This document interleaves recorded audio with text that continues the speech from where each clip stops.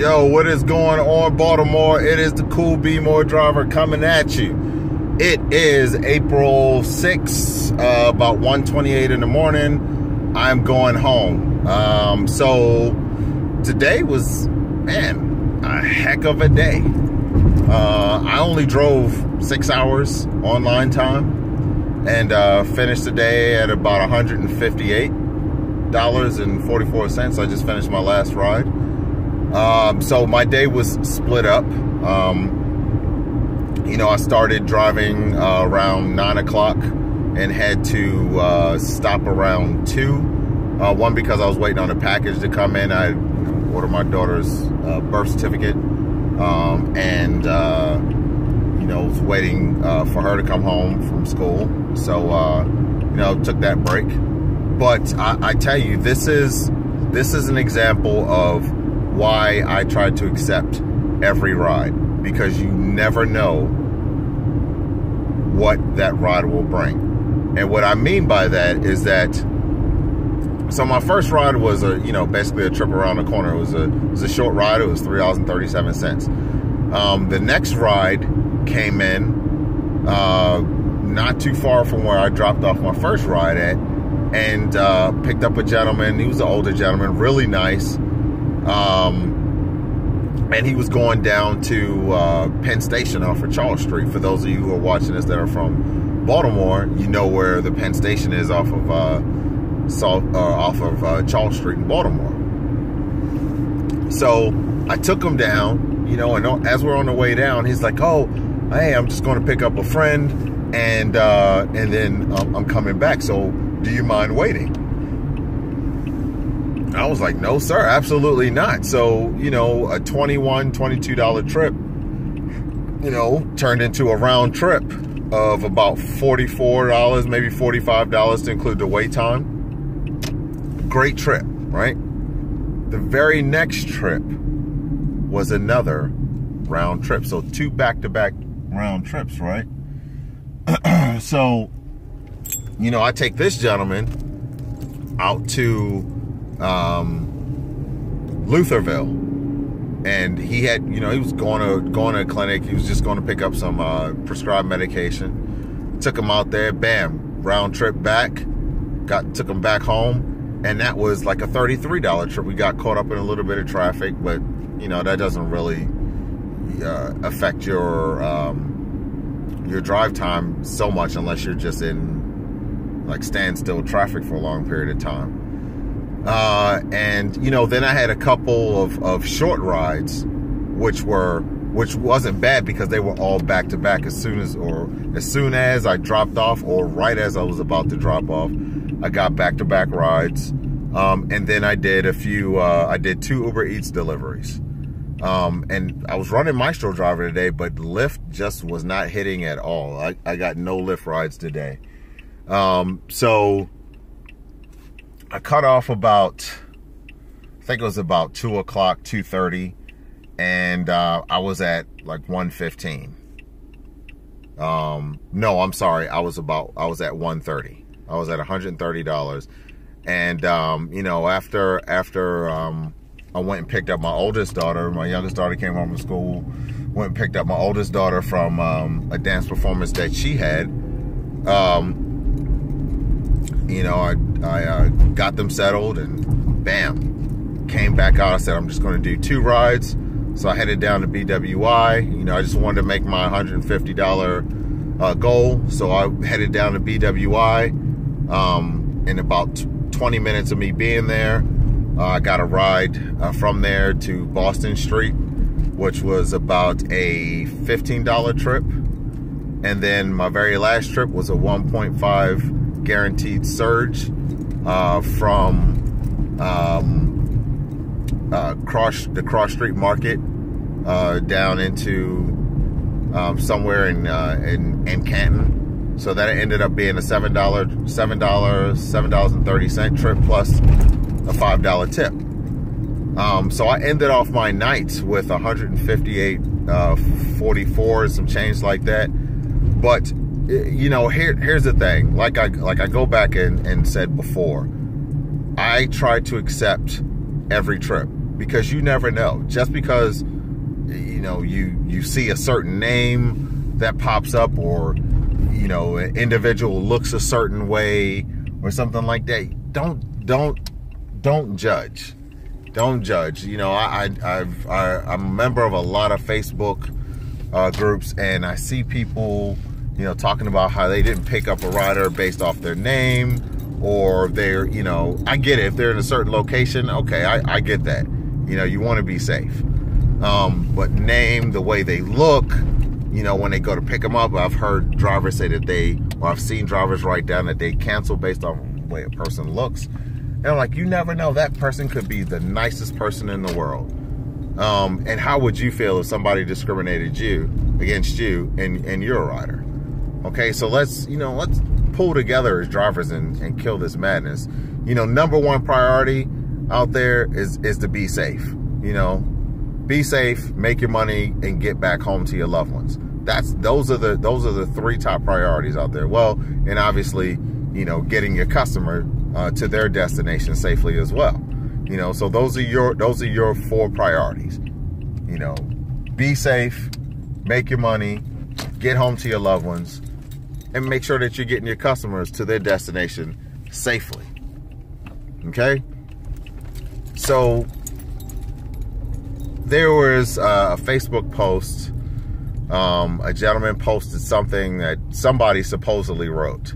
Another rideshare driver supposedly wrote, which I don't think is real, because there was no name to it or anything like that. It was just, you know, a fellow rideshare. And I don't believe that was actually true. So give me a second. I am going to park the Batmobile, and then I will continue this video. Give me a second here. I always do what we call in the Army combat parking, or tactical parking, which is just backing in. You know, it's a quick way to get out. You don't have to worry about breaking your neck looking back when you're backing out. You know, you just pull straight out and go on about your day. That's what I do. All right. So, all right, we are good to go. All right. So, continuing on is, so, you know, I had those rides, had the Uber rides, had the airport ride, and then I had the very last ride, the surge ride, into Canton. And, you know, it was a crazy thing, because I hardly ever talk about politics, but this young lady, you know, and her boyfriend just happened to ask me, as they noticed I was in the service, and they asked me who I voted for in the last election. And I answered, and when it got out, I just said to myself, ooh, the way I answered that could probably affect my rating. It didn't. It was just an inside joke for me, but they rated me well, and you know, even tipped me. So I don't know if what I said actually, you know, had an influence on that, but maybe it did, maybe it didn't, who knows. But anyway, it you know, kind of getting off track there, but you know, just looking at you know, this one Facebook post where the guy was like, you know, I wish people would stay out of my area, and why don't people chase the surges? You know, people should analyze the surges and chase them. Here's my advice, and I'm pretty sure a lot of other veteran drivers are going to say the same thing. You don't chase the surge. All right, I've sat in 3.4 surges, 2.0 surges, 1.5 surges in the middle of the surge, you know, as it pops up, and got nothing. The only surges that I go after are the guaranteed, well, they're not really, they don't call them surges, they call them boosts, at least here in Baltimore. I go after the boosts because they're there at a scheduled time every day, right? So you're guaranteed to get those. Now, if I happen to pick up a surge while I'm driving around, hey, great. But you know what? I don't just wait for surges to pop up, because what if a surge doesn't pop up during the course of the day, right? And you're just sitting at home waiting for one to pop up to go out and drive, right? You make no money. I go out and I take the rides that I take. Usually if I'm close to my goal, or even a little ways from my goal, you know, and it's end of the night, then I go to the airport. But I'm not at the airport in the day wasting time. I drive in the city, you know, around, when I say in the city, like the city areas, Randallstown, Pikesville, you know, Towson, those areas, or wherever, you know, rides take me. And at the end of the night, you know, that's where I use the airport to, you know, boost up my earnings, whether I'm close to, whether I need to make my daily goal, or if I'm already past it, you know, to earn a few more, especially a few more dollars, especially if I got the energy to do it. You know, but this guy was basically saying people should chase the surge. That is a bad idea. Do not chase the surge. If you happen to be in that area, right, and you're, you know, maybe a mile or so, or maybe 2 or 3 miles away, and you want to take a chance, you'll probably get to the surge as long as there's no traffic there, but you're not guaranteed to get a ride in that surge. You may get into the surge and get a ride that pulls you out of the surge. So take the ride, even though it pulls you out of the surge. You're not guaranteed to get one when you're inside of it. But, you know, for people who drive in Baltimore, look at your promotions. There are guaranteed boosts every day with the exception of Sunday. Sunday is the only day that doesn't have a guaranteed boost day, but Monday through Saturday, they're guaranteed boosts. And then Thursday, Friday, and Saturday, they're guaranteed boosts running all the way up until, I think it's 1 a.m. on Thursdays and 3 a.m. Friday and Saturday mornings. So take advantage of those boosts. There's just hardly any traffic there at that time.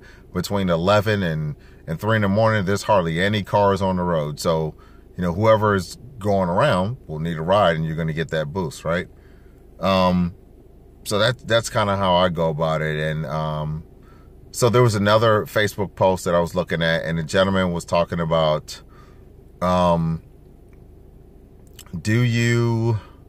was the question? He mentioned, do you have a tip jar, right? And some people do great with tip jars. This goes back to another video that I posted about tips. Tips are something that should not be expected.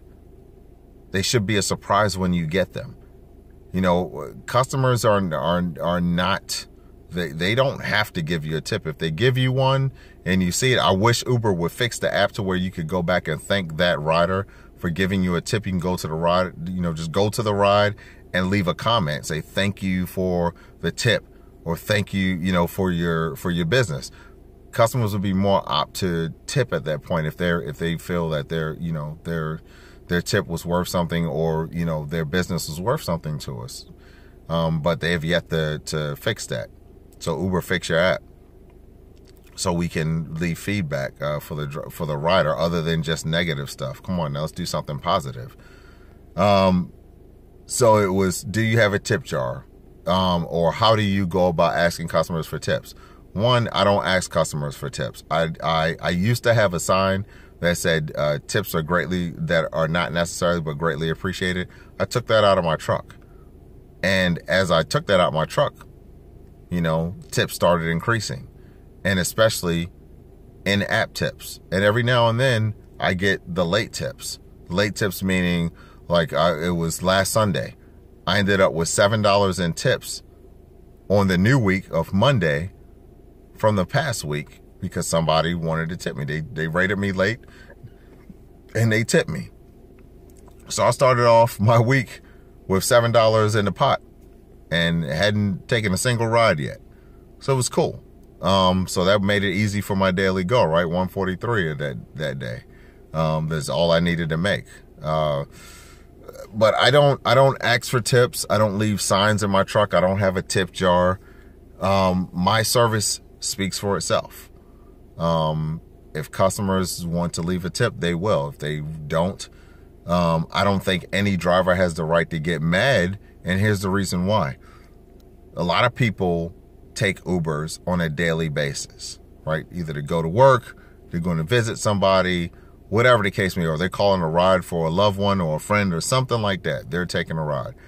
All right. What if that rider just tipped one driver or two drivers? And they're definitely, and a lot of people are on budgets. So they're tipping these drivers, right? And you happen to be their third driver. Well, maybe they can't tip you because now they can't afford to tip you. Maybe otherwise it would. So don't judge people just because they don't tip you. Don't rate them badly because they don't tip you, right? A lot of times tips come in late, but I don't keep a tip jar, especially after watching a YouTube video where a driver got his tip jar stolen, or got some money stolen out of his tip jar. He eventually recovered it, but it's just a thing. Like, no, it's Uber is a cashless app. If they want to give me cash, great. If they want to tip me in the app, great. If not, I don't depend on tips to make my goals. That's the thing. I don't depend on that to make my goal. My goal is $150 to $200 a day, right? If I don't get any tips, but I make my goal, that's all I'm worried about. Okay? If I make my goal with tips, even better. But I don't depend on them. All right? And I would suggest that you don't depend on them. Study the areas that you drive in. Get to know other nearby cities, and see what their market's like, and study those areas, or talk to people that, drive in these areas. I mean, there's a lot of Facebook groups on here. Find one in your area or close to your area and get to know these different cities. Like I've been studying Frederick. I've driven in DC. I've driven in Columbia and Laurel. These different cities, Towson, Parkville, White Marsh, all these places, Aberdeen. So if I get taken out there, I know, hey, cool, I can still get a ride out here because it's that certain type of day where time of day where those rides pump up. Study your markets. Stop relying on tips because they are not guaranteed. Only thing that's guaranteed is when you turn on that app, you will get a ride. Because my motto is, there's always somebody that needs a ride. Okay? So with that, this video has been long enough. Again, it was a great day. And again, I only spent maybe 5.5 to 6 hours online driving. Cleared $158 today. So that is about $25, $26 an hour. That was a good haul, a very good haul. Thank you for those two back-to-back rides. That's what got it done for me. And this, and the last airport ride, or the only airport ride I did today, those were my big rides, and that's what got it done for me today. So again, accept those rides because you never know what will come of those rides as far as making money. All right. I am the CoolB'more driver. As always, I'm going to post my credentials in the description of this video. Hey, if you got any questions, email me at coolbmoredriver@gmail.com. Go to my website, www.coolbmoredriver.com. Leave if you got a question that you just want to leave in the comment section. I check my website quite a bit, and I'm revamping it all the time. So please leave those questions, email me, and I will answer you. I'm speaking of Get Cargo, and I still owe you guys a video for Upside. Unfortunately, my video camera is on the fritz, so I have to fix that or get it fixed, and then I'll be able to post that video. I'm not going to use the cell phone for that. So as soon as I get that camera fixed, then I'll be able to post those videos and we can go on from there. But I've got people who are interested in signing up for Get Cargo. I'm telling you, I'm an ambassador for Get Cargo for the Maryland area, along with another buddy of mine's. And, if you got any questions about it, it's a very simple program. Everything's provided for the driver free. The only thing you have to do is tell people, hey, I got some free stuff in my box, or I got some retail items in my box. And bam, coach them through how to do it. Or if you're like me, get one of a couple of those headrest sleeves, put your headrest on, type up directions on how to use your Get Cargo box, And as people ask you about it, you can just refer them to the instructions. People can read and they can follow the instructions. I have step-by-step instructions on my truck on how to get into the box and how to order what you need or what you'd like. It's too easy. So once again, credentials at the bottom in the description area. CoolB'more, this video has been way too long. I'm going to start cutting these things down. I'm tired. I'm going to get some sleep, and then I'm going to get up tomorrow and do this all over again. Deuces, everybody be safe. Get home to your loved ones. Make that money. Get your customers to their destination safe. CoolB'more out of here.